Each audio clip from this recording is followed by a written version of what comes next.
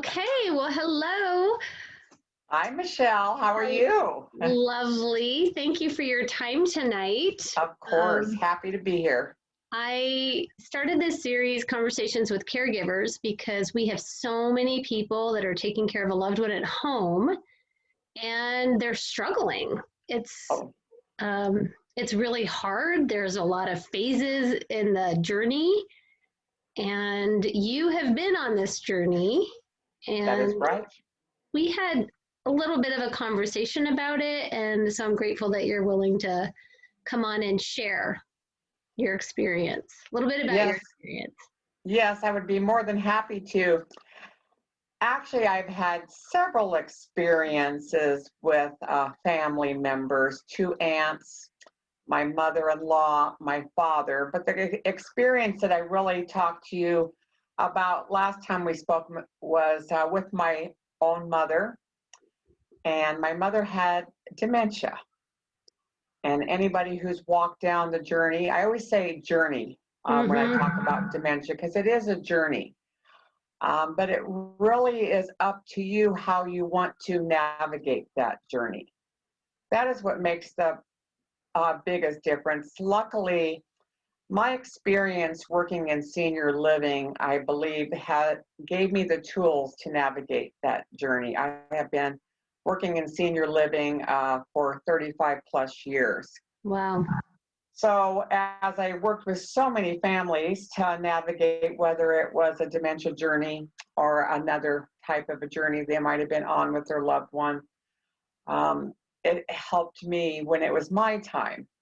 You never want your time to happen. You No. always want your family members, the ones you love, to stay young and youthful and vital, but we know that's not how life goes. Well, and it's easier to be the helper than the person that's receiving. And Mhm, mhm. And, not everybody is cut out to be a caregiver. It takes a lot of patience. So, with my mother, our journey probably started in about 2007.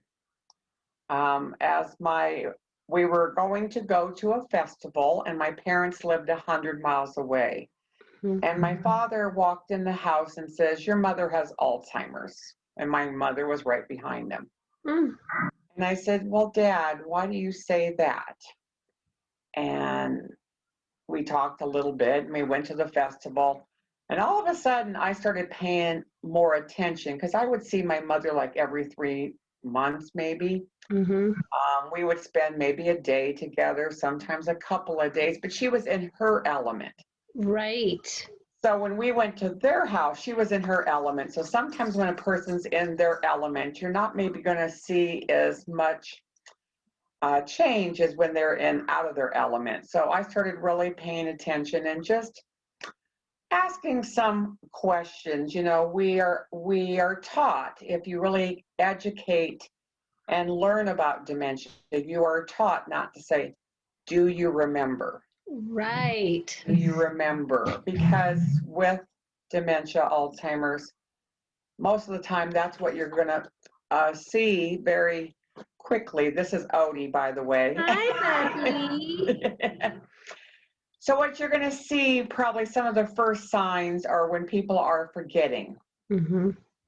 not remembering. And with my mom, that really was her short-term memory was very short. And actually that happened very early on. But she was able to function fine in all sorts of other capacities, dressing, bathing, gardening, taking care of the house and cooking. That was all just fine and dandy. It was just the fact of just those remembering tools.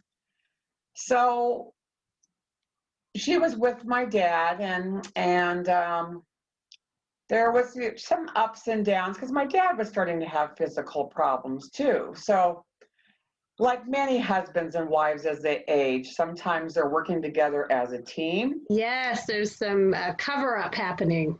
Yes, so they're working together as a team. Sometimes, goodbye, Odie. Sometimes one spouse is caregiving totally for the other. And sometimes they just kind of maybe existing. So my mom, who always was the person who took care of the gardening, the cooking, the washing, all those kinds of things, she started to struggle with some of those kinds of things. And then I noticed my mother was starting to lose weight. Mm. You really need to start looking for signs. I'm always asking people, as my job as senior living consultant in a senior living in Lincoln, I'm always asking questions like, have you noticed any change in appearance? Do you notice anything different around the house? Have you opened the refrigerator door and that what used to be very orderly now no longer is?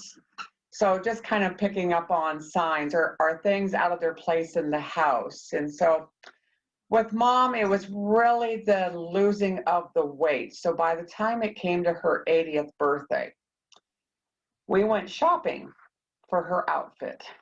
And what used to be a certain size, I went back actually twice, because normally you're not seeing your loved one in their underclothes. You're seeing them in their clothes. So all of a sudden I'm like, oh, we are getting quite thin, because my mom was wearing clothes that was probably almost 2 sizes too large for her. Oh my God. So we got the clothes. She looked absolutely phenomenal, bought new undergarments, because again, everything was being purchased from years ago, the sizes. And so I started to get very involved in clothing and making sure she had proper clothing, getting rid of a bunch of clothes that were too big. So we went through the house. So they were still living at home at this time, but then actually the night of her birthday party, they lived in a small town 100 miles north of Lincoln, where I live, and I started talking to some of the local ladies in there, and I said, is there anybody around here that helps out? And I knew of a person that I'd kind of heard about, and they said yes. So they gave me her number. Well, this was in 2010, and 2 years prior, mom and dad had a car accident. Mom needed help then, and she would not accept it then. That was 2 years prior. So I made an appointment for the lady to come to the house, and either my mother was ready to accept the help, or it was that perfect person for her. Mm-hmm. We know when you're working with somebody with dementia, it's all about technique. It's all about how you talk to a person and allowing them to still have their independence and do as much as they can, but be there to help and support them as needed. So Sandra was just that person, and she just really, the focus was on making sure there was meals, groceries was bought, and all those kinds of things. And that made a huge difference, just having that person coming 3 days a week. So was she a CNA specifically? Excuse me? Was she a CNA? She really was. She had a healthcare background, but I honestly could not tell you if she was a CNA. She became highly recommended because other people in the community had used her, and very highly recommended. So I honestly could not tell you that. At this point, my mother really didn't need physical care for herself. It was more just making sure, more about food prep and buying groceries and those kinds of things. Yeah. So, but what was going on? My mom is was a very active person, was a person very active in her church. She was very active in clubs. All of a sudden, she didn't want to do certain things. Mm. I don't know if you can hear my dog playing with his toy in the background. It's good. So anyway, she didn't want to do those things, and those were some signs. It's like, okay, well, what was going on is her comfort level of doing those things. She didn't have that confidence anymore. Right. And so that was kind of a sign. Well, time went on, and my dad started having some physical problems. So we decided to move them to where work, and I work in an independent and assisted living and memory care in Lincoln, Nebraska. My mom and dad moved into the assisted living, and my mom started to bloom again. Mm. So, she just, all of a sudden, there was people there to support her on a daily basis. Unfortunately, my father was not a caregiver. My mother waited on him hand and foot uh, for all their married life. So he didn't have that capacity to do those things. And so that was one of the reasons we just, and then my dad made the decision for them to stay. They were there temporarily. So, my caregiving became just maybe a little bit different at that point, because I was working there, but I'm also supporting my parents. And it became, I had to make sure, I had to make sure that I treated them like everybody else, but I was still their daughter and so on. But my mom started to just live again, because with dementia, you need that social outlet, you need that mental stimulation. So here she was at home prior and just sitting at home because my dad would be out doing things. And now she was being involved in exercise classes, music events, crafts, all sorts of those things. My mother was a teacher at a rural school.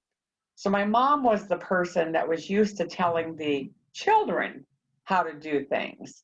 And so she still had that capacity. And so she just thrived. She thrived, and she was starting to she gained weight.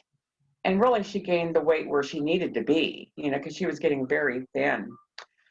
I just made sure that she was happy, her needs were met. I was more of a daughter almost again than a caregiver, but I was the person, because my mom couldn't remember. I was the person that would call her and say, "Mom, it's time for exercise class." "Well, where do I go?" I said, "Just walk out your door and go to the left."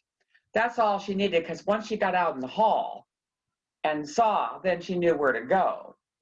But often with the person with dementia, and this was in my mother's case, my mom was always unsure. She needed that assurance. Just walk out the door, take a left turn, and that's all she needed. So those cues.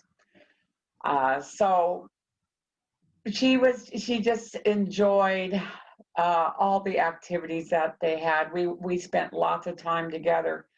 She flourished, but then my father moved out, and then my father passed away.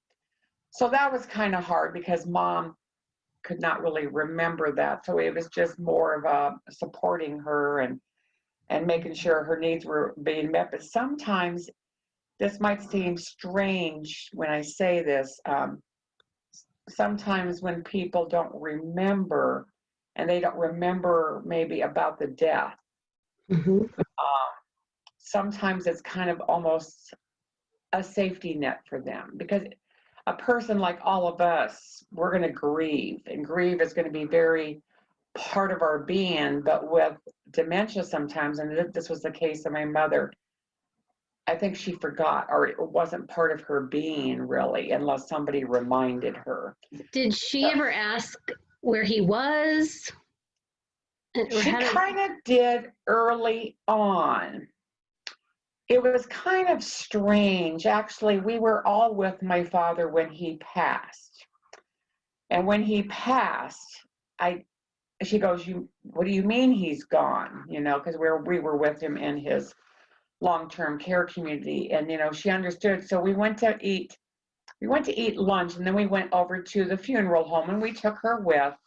And I remember we pulled up to the funeral home, and my mom said in a very hushed voice, she goes, "He's in there, isn't he?"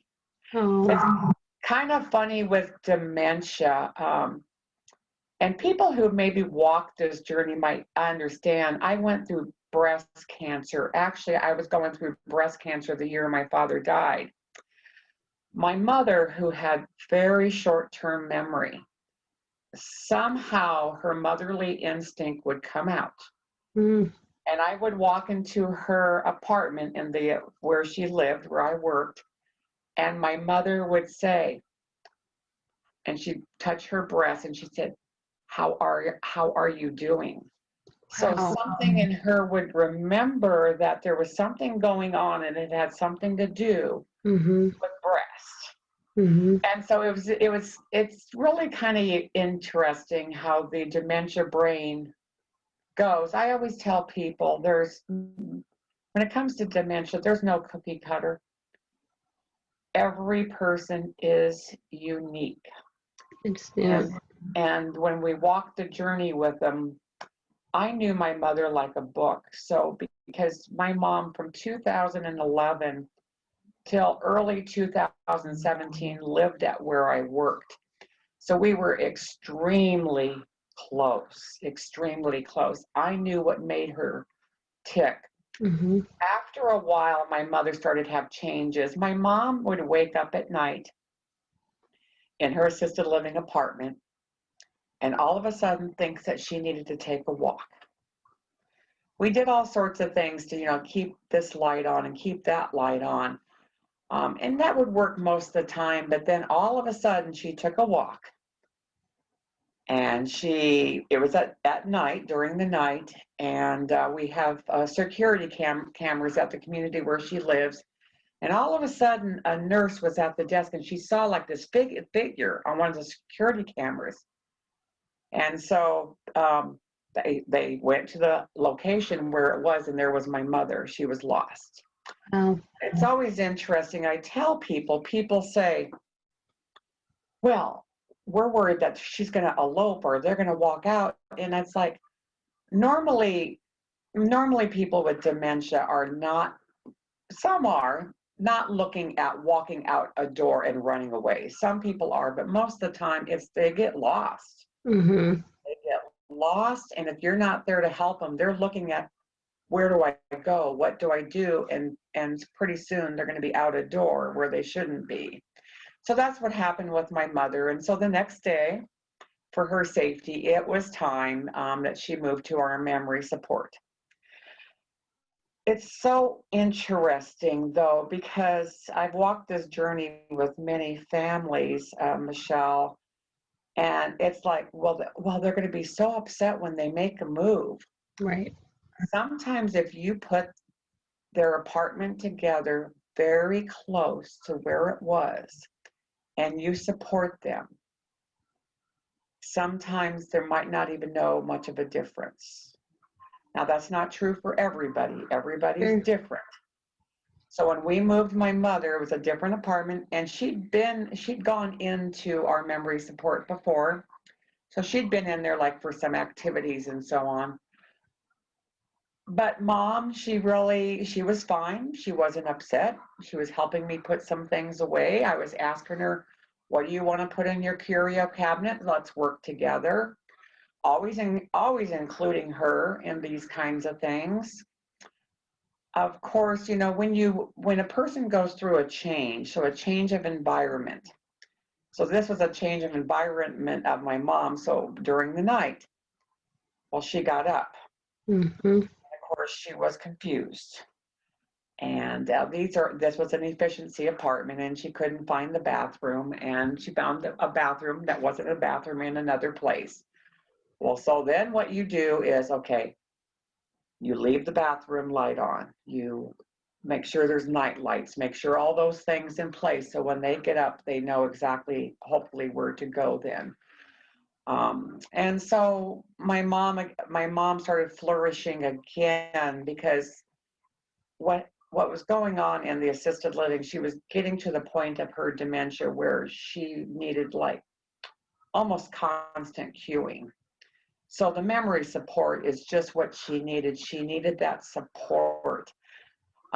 Plus, it was only 16 apartments. So the support that my mother received, and all of us working together to help her be good. But my mom, here's the strange thing with my mother and her dementia. And I love to tell these stories of going through the dementia journey because I want people to understand that the dementia journey can be a very unique experience, and in some respects, almost a awesome experience. My mom was a very simple woman. She was born and raised on a farm. She was a school teacher, as I said. But when my sister, my oldest sister, was when she got pregnant with my older sister, my mother quit working, which most ladies did back in those days. Mom was very simple, never dressed up fancy. She put powder and lipstick on. She was a heavy woman at that time, and then in her early 60s started to lose weight. But my sister and I would buy her all these beautiful clothes and jewelry, and she wouldn't wear them. She said, "Oh, the ladies will talk about me." Always had to have pants with elastic around her waist. Oh, I couldn't wear pants that had a zipper and a button. No, they have to have elastic.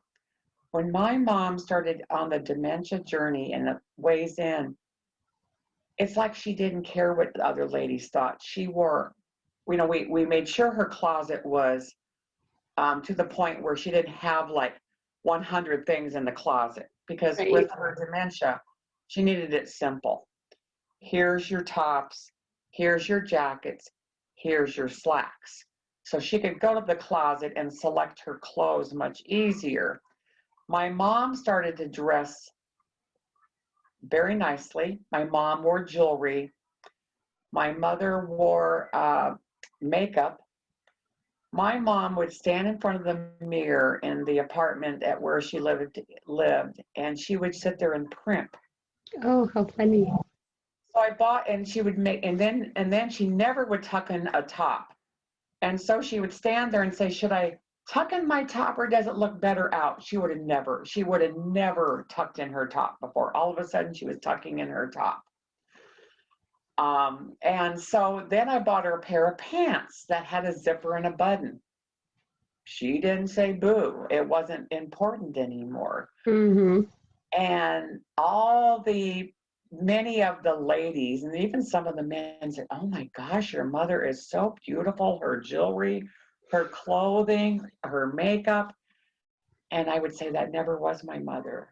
But as a young girl, I used to look at, because my mother was very simple and a larger lady. I'd always, we would say, "Oh, mom, try this, try that." And she was always so funny about it. And then all of a sudden, here was my mom. My mother got so beautiful as she got older. And maybe it just took her that long to get comfortable in her beauty, or the dementia journey actually, it didn't matter anymore. She wanted to be pretty. And It sounds like though you really embraced that, because I think a lot I of did. times what families do is they fight it. So they'll say, well, she would never do this or never want that. So don't, if that's what she's wanting to do now, that's just not who she is. So don't let her do it. Right. But it sounds like you really supported the interest that she was having. Yeah, she really did. She became very particular, and that was not her way. Very particular. In fact, and you're not going to see this with a lot of dementia, she would stand up at a table and make sure there wasn't a crumb Mm-hmm. on the table. I remember we used to go for walks when they used to come over to my house, we'd go for walks, and then her dementia, this is when you really kind of start noticing things. If there was little twigs on the sidewalk, she'd pick up and move them. She was afraid somebody might trip on those. Mm-hmm. So it became very particular. My mom, though, something she never did before dementia, she started doing word searches. My mother never did word searches, never. I don't ever remember her doing a word search until dementia entered her world. She would sit for hours with that book on her lamp and do word searches. Was she finding the actual words? Yeah, she did this for a long time. She was very good at it. And then time passed, and then you could see she was getting shakier with the pencil or pen. Mm-hmm. And then it the dexterity all of a sudden really became bad, and she just couldn't do it any longer. Yeah. But that was okay. It didn't seem, what was so interesting about my mother was many things didn't upset her. Often you're going to see dementia people get very angry and upset, and it didn't seem like it it wasn't noticeably that she was upset. But one time I will remember, and this was very interesting. She was in the memory support by this time, and they were doing a craft project. So there was people around the table, the residents, and then there was some volunteers, and then a couple of staff. And my mom was sitting there like this with her head down. Hmm. And somebody says, I don't think Martha feels good. And I just said to him, and I just took him off to the side. I said, it's not that she doesn't feel good. My mother was a school teacher. She was used to telling people, this is how you do it. Let me help you. Right. So I said, I want you to go over there and say, Martha, I need help. Do you think we can work on this together? I'd love for you to help me with this. And so she brightened up. Yeah. You know, she was able to do a little bit, but it just was enough to make her feel good, because she knew she couldn't do it. But with help and some encouragement, they could work together on the project. And that was, it was a learning tool, for people, to really get to know, I knew my mother so well, but to get to know the people that you're helping with, whether it's a family member, whether you are a caregiver in a community, whether you work for a home health, to really get to know the person, talk to the families, talk to the person if they're able to share, so you really know what makes them tick, and what works for them and what doesn't work for them. Well, It's then my really, mother, go ahead, Michelle. I was just going to say, it makes your job and role easier when you get Yes, to know your people. Because, I mean, to your point, she was used to being in the role of the teacher. So just saying, yes, can you help me with, or what do you think about, can just really shift the energy of the interaction yes, and help. exactly. It's almost like allowing them to feel like it's their idea. Yeah, yeah, Instead of, here's a glass of water, you need to drink it, it can yeah. be, hey, I'm thirsty. Let's get a Hmm. drink of water. Right. Yeah. Yeah, so, well, my mother then she fell. My brother and I always knew if my mother would fall because of her progression of dementia, she probably wasn't gonna, if she would break something, she probably was not going to be good rehab potential. Mm. So my brother and I started looking for her next step. If she needed a next step, what that next step might be. So my brother and I, we found her next step if she needed it. So a whole year before it happened, we had another place selected for her. I always tell families, you know, always be prepared. We've worked with people who say, well, my mom's not going to move. She's put her foot down. This is the way it's going to be. I said, I get it. I understand. But you as a family, you might need to be prepared, because things can change very quickly. So we were prepared, and sure enough, mother fractured her pelvis. And then the next morning, the doctor said she also fractured her hip. So we Oh, had two scenarios with the person of dementia. I said I would never put my mother through a surgery because of her dementia. Well, we were given the choice by the doctor, and we didn't have a long time to make the choice. He said she might never walk again and be in pain. What do you do? So right. you just you just put the decision in the hands of God and say, okay, let's have the surgery. So we had the surgery, and she actually came out of it. My mom was really strong physically, and so she came out of it quite well, but then she went to the next step. So she went to a long-term care community.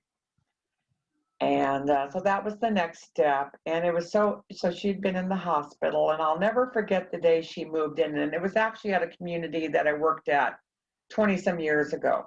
Mm-hmm. I remember them getting there, and they said, well, let's have your mother have a bath. Somewhere, though, from when my mom left at where I worked, she had the emergency visit, the surgeries. My mother became a board. What I say by that is all of a sudden she was rigid. Mm. No idea how that happened. She became very rigid. So they went to go give her a bath, and these two young girls just, either they didn't have a lot of experience yet, they just didn't know what to do. So the nurse said, I said, do you mind if I go in there? And she said, no, you go ahead. Because I had been a CNA way back when, and you don't Mm-hmm. lose that. And I go in there and I tell these young girls, and I say, okay, this is what we're going to do.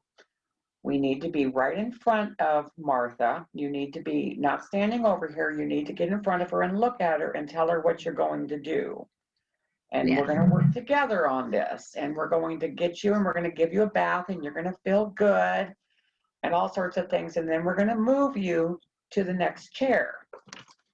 And so we did all that, and we got her moved, and these girls are kind of looking at me, and they're like, oh, okay, that's just how this works. So mom's living situation was different.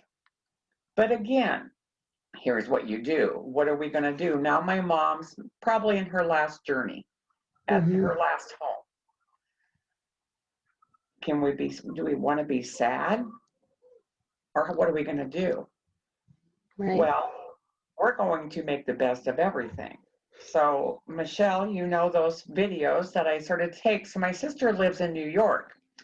So here's mom on her next journey. And my mom moved in January, so we didn't probably start going outside till maybe April. And we would go outside, and there's Circle Drive, and there was flowers and all sorts of things, and mom would just come alive. Mm. My mom was you have to remember, she was a farm woman and a gardener. She lived outdoors.